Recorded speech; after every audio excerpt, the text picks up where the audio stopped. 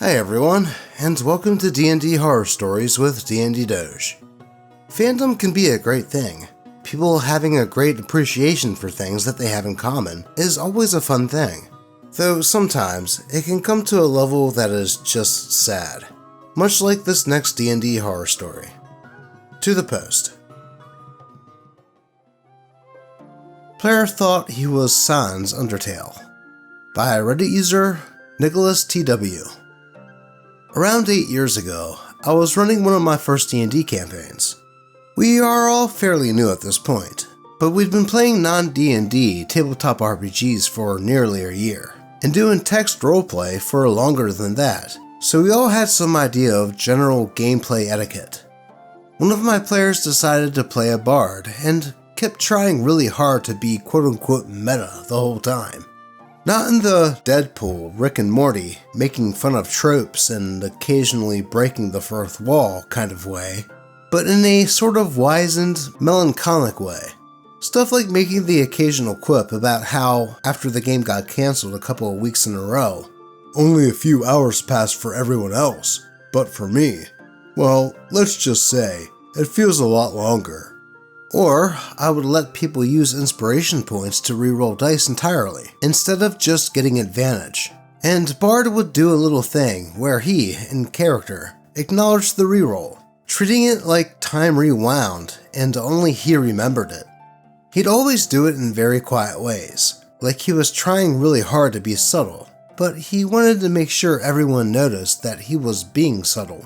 So he'd say stuff unprompted like, "Oh, let's just say I remember a bit more than I'm supposed to."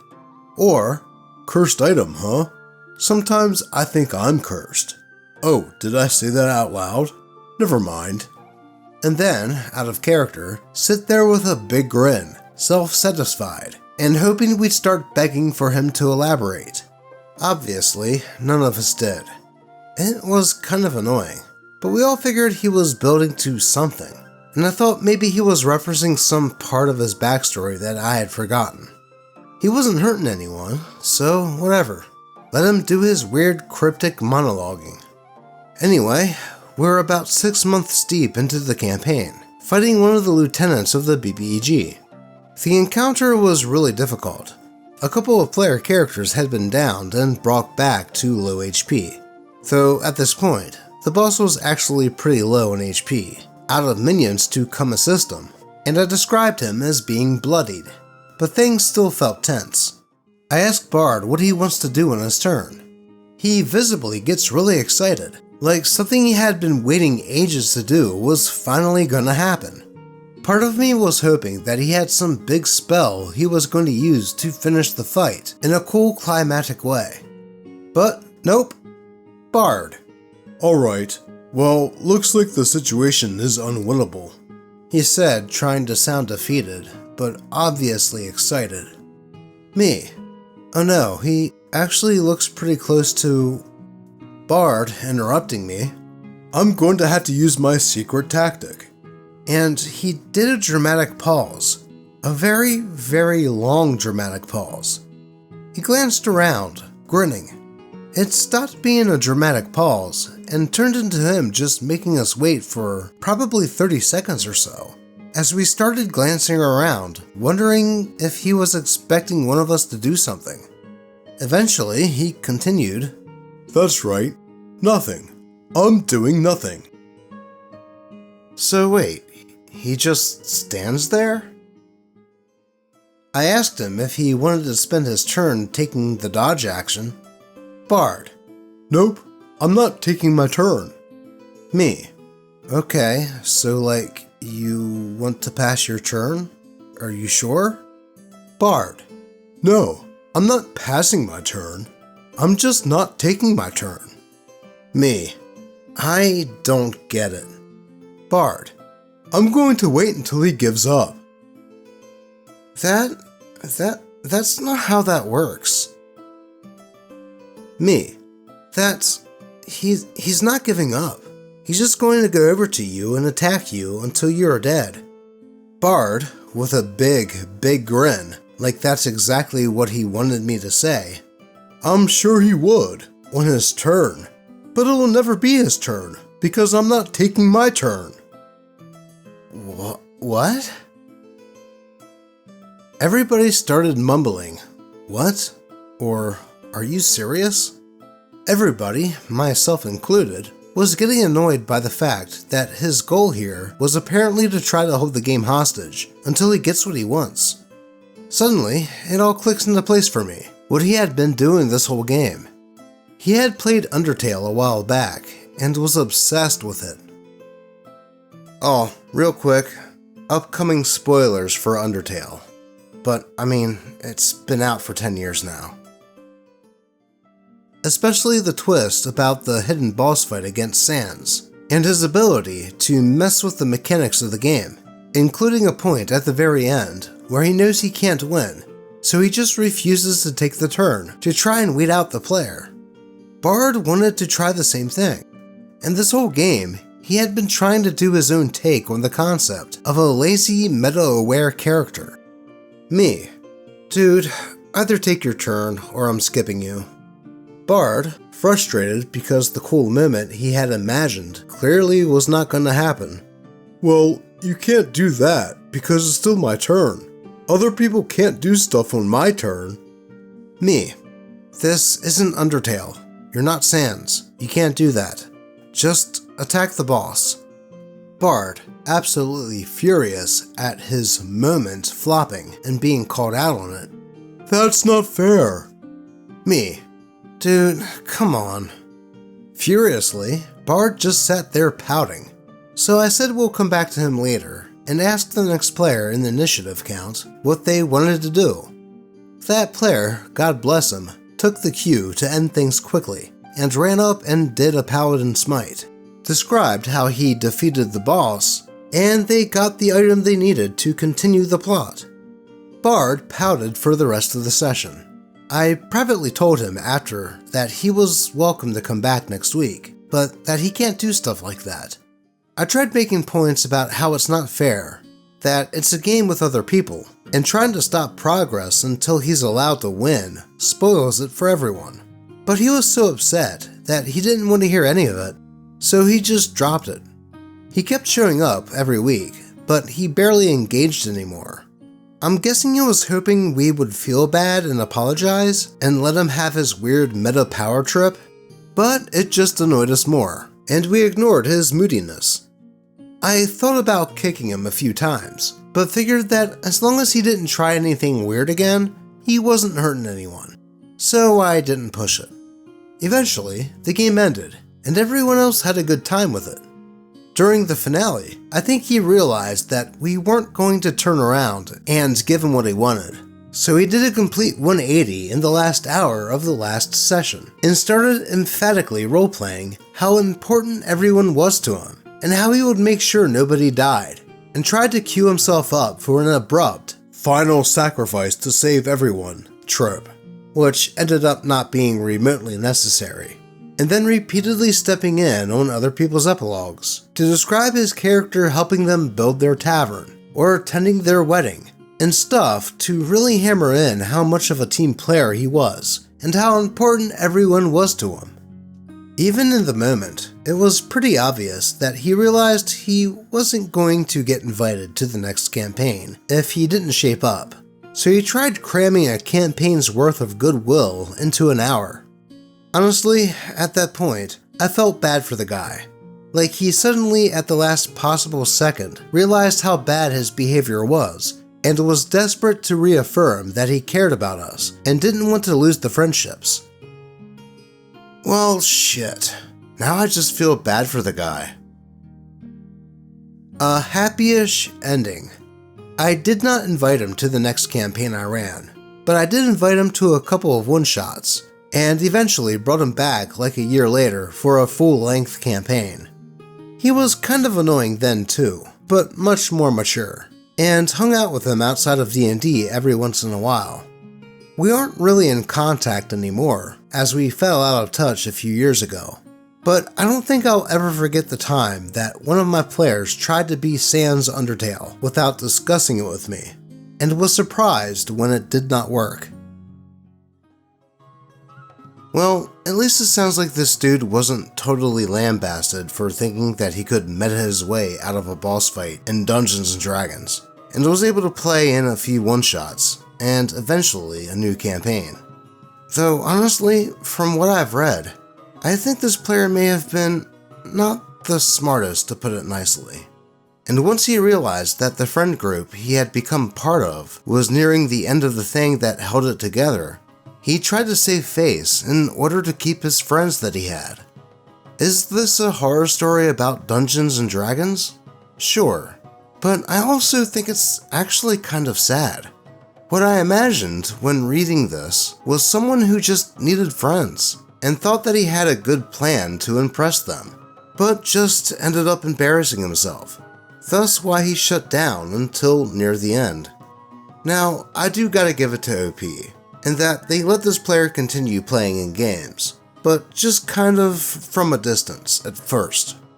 It is a shame that OP lost contact with this dude, and I hope that he was able to eventually find other friends, because like I said, this went from cringe to just sad, at least in my head.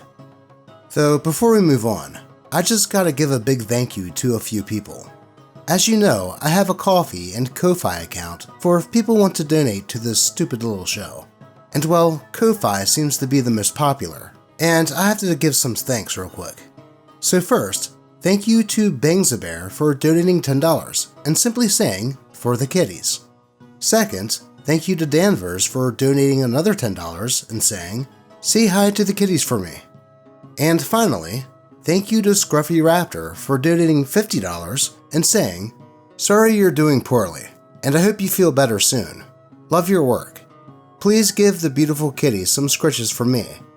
To which, I was feeling a bit under the weather last week, but I am feeling much better now. Unless you mean mentally, which, oh boy, that is another can of worms. So thank you to all of you, and I will make sure all of it goes towards the kitties. Speaking of which, it wouldn't be a Doge video without some kitties, now would it? So here's some more Boris, our newest member of our kitty family.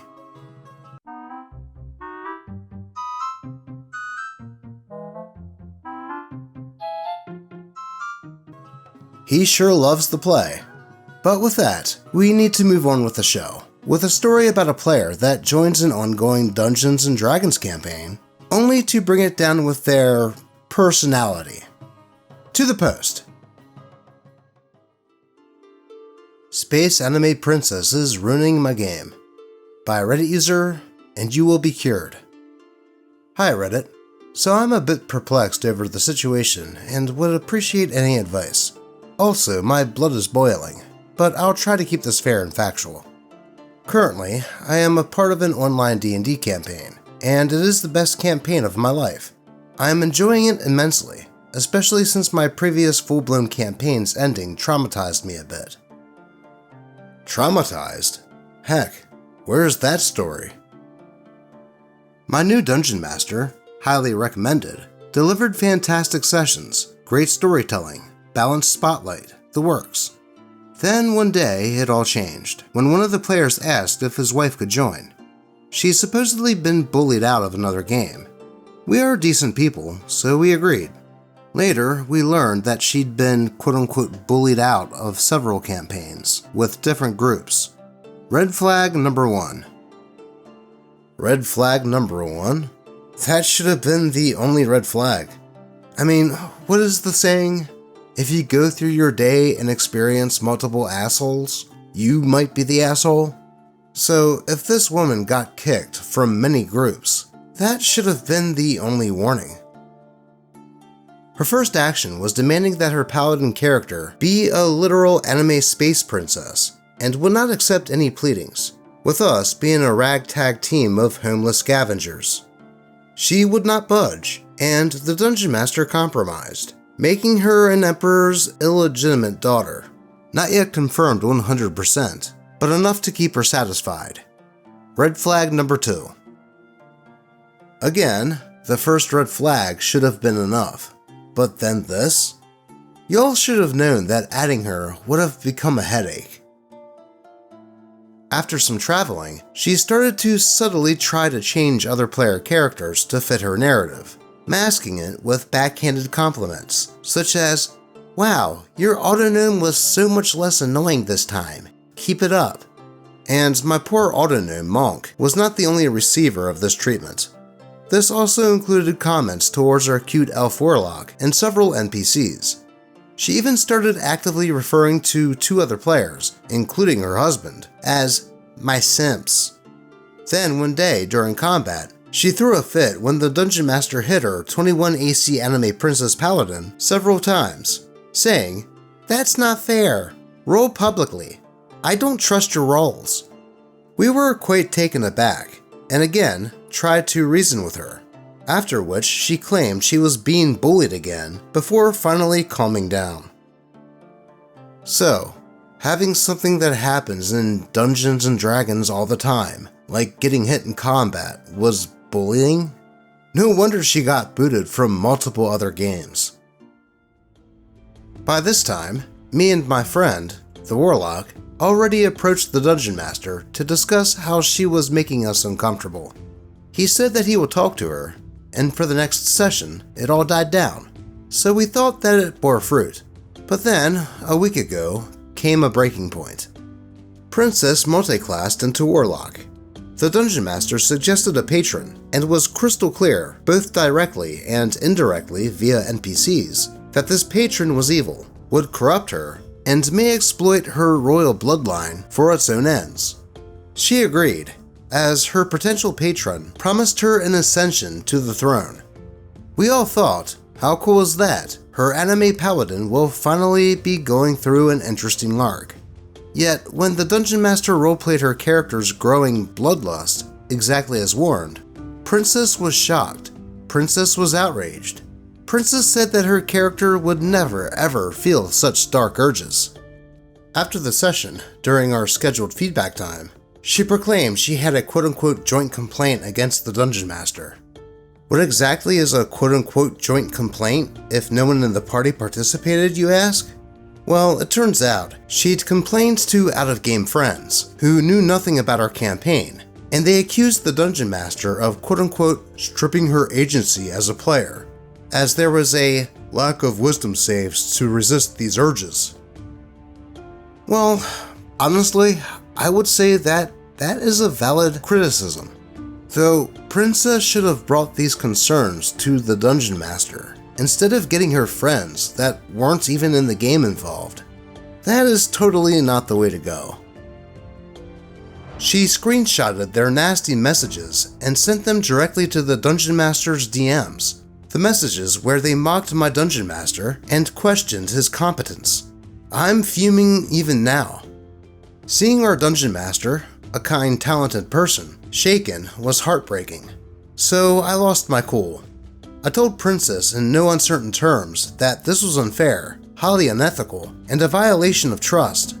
If she did not trust the Dungeon Master, she should find a Dungeon Master that she does trust, instead of trying to walk all over my favorite Dungeon Master.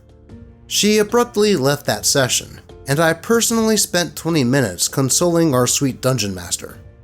Here's the problem. The Dungeon Master let it slip that he still wants to continue playing with her, as there are a couple of sessions left anyway, and he wants to finish her arc. I also suspect that he is afraid that her husband may leave with her, and hubby is a valuable player, and has a great and important character. I love this campaign and the storytelling, but Princess's behavior is ruining my experience, my friend's experience, and our Dungeon Master's experience. How do I support my Dungeon Master without enabling her? How do we protect his mental health if she stays? I do not want to pressure him to get rid of her, and my other teammates, although uncomfortable, would like to continue as is. Edit. Based on the comments, I deemed this necessary to state. I am female. My warlock friend is female. We are not bros gatekeeping the sacred masculine D&D by booting a woman. Well, I would say that OP already did what she could here. She talked to the Dungeon Master and the other players about her concerns, and they want to keep Princess in the party, at least for the rest of this campaign. Sure, it does sound like Princess is a pain to play with, and it would suck that her husband would likely quit if she was booted. But at the end of the day, OP is in no way responsible for the Dungeon Master's mental health, and it's his say on whether or not this player leaves or not. So at this point, the only thing OP can do is grin and bear it, unless Princess's presence is really making OP feel uncomfortable, in which it may suck, but maybe the solution here is to leave the game. Though I am legit curious, what advice would you guys give OP here? But with that, it looks like we have time for one more DnD horror story. This one being about a player that just wanted to play a Kenku, but the Dungeon Master had other plans. Really, really bad plans. To the post. My Dungeon Master forced my character to do things I did not want. By Reddit user, Nymphatic Lady. Context. This was one of my very first campaigns, with a first-time Dungeon Master, who was my best friend's boyfriend at the time. All three of them were new to Dungeons & Dragons. I had some experience prior, but nothing major. I joined the party late, and my Dungeon Master did not scale me, so I was stuck at level 1 while they were level 2+. As a result, I was constantly dying and restarting a new character at level 1. This left me coming to each session with at least 2 backup characters pre-made. Well, just that right there would have sucked enough for me to nope out, or tell the Dungeon Master to let me scale to the current player's level. This session, I had a Kenku who I was super excited to play, as she had a strong personality, unlike most of my other throwaways, which I did express to the others. Well, the Dungeon Master heard my description of my character and just decided that he didn't like her. We joke about it. I take on a "too bad, I'ma have fun with her anyway" attitude, and we continue playing the session. As we were traversing the street of this random village, a man comes to my Kenku and tries to proposition her. I, of course, refuse, but my Dungeon Master makes me roll to reject, which I fail. Now, I realize that the term red flag can be overused a lot in these stories, but this was definitely a blazing red flag. The man continues to push, and despite my refusal, both in character and out of character, the scene progresses, due to my failing his roll checks. Then, the man and my Kenku just straight up start having sex on the street. Remember in that previous story about a Dungeon Master taking character autonomy away? Yeah, this is that. What the actual fuck? My player character supposedly did so willingly because of the rolls. Well, as it just so happens, we had recruited an NPC in this village who was extremely lawful good, and hated anyone or anything indecent. He sees what just transpired, and proceeds to get angry with my Kenku because she committed public indecency. I immediately tried to defend myself, saying I didn't want to, but once again, I had to roll persuasion, and failed. Thus, the NPC initiated combat with just my Kenku, and lo and behold, this NPC also just so happened to be extremely overpowered, because plot, and basically just insta-kills my Kenku. To make it worse, he then just trashes her body in disgust, throwing her into a nearby ditch. I was really quiet the rest of the session, and the other party members, aka my best friend, his girlfriend, and their roommate, just kind of awkwardly tried to continue. Afterwards, she apologized to me and made him apologize as well, saying that he wouldn't do that sort of thing again. We ended up playing a few more sessions after that, but not too many. At the time, I was not in the best headspace, so I was more passive, but nowadays, I would never have tolerated something like that. Needless to say, I'm glad to have lost those relationships. I'm now Dungeon Master for my own friends, and have run many campaigns, following my rule of, you can make whatever choices you want, but you will face the consequences of those choices. and I'm glad to have had a perfect example of what not to do as a dungeon master. It definitely helped shape my style. Well, that was certainly a messed up thing to do to a player, and I really hate the whole "your roles decide what your character will do" crap. As sure, it might make a difference in their sensing something, but never what they would do as a person. And OP's Kenku should have never had to do any of those things just because of some roles. Though thankfully, OP used this experience as a teachable moment, and is now a better dungeon master. So here's to OP, and may you have many great games going forward. But that is all I have for you today. As always, I do appreciate all of you, and another shout out to those who threw me some Ko-Fis. The kitties will be getting some extra treats. Though with that said, until next time.